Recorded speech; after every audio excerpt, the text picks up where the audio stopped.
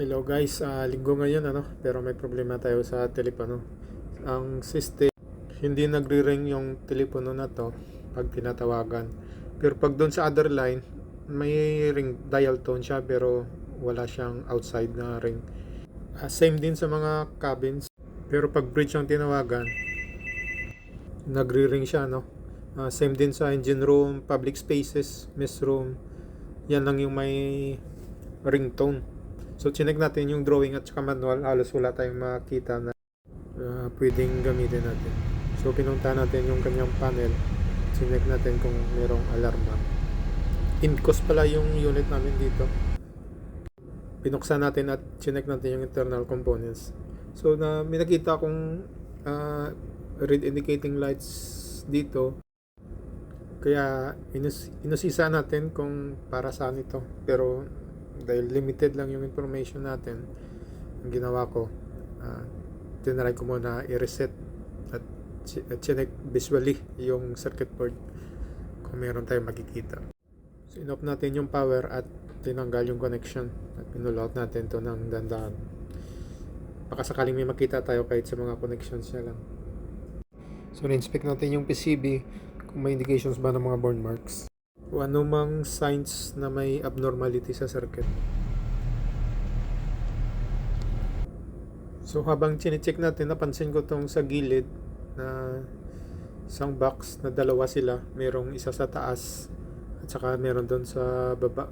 So chineck ko yung label, nakasulat ring generator unit.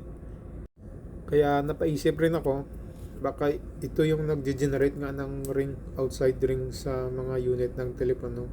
So maaari itong sa taas, ito yung para sa bridge, tapos sa mga ECR public spaces, at ito yung sa baba, ito yung para sa mga cabins na hindi priority. Para ma-confirm, sinubukan natin, tinanggal natin yung connection sa taas at sinubukan natin tawagan. 163. Nothing. This one. So dito, na-confirm natin na hindi gumagana. Tinanggal natin sa baba at chinek kung may mga burn marks ba or abnormality. Pati yung terminals tsaka wiring, chinek na rin natin. So after ma-confirm na wala namang burn marks, tinry natin i-test yung ring generator sa taas. Nilipat natin sa baba para ma-confirm lang na ito yung sira. Siniguro lang natin na pati ito yung sa taas hindi rin masira kung sakaling gamitin natin i-test. At ito, tinisting natin para ma-confirm. 107, right?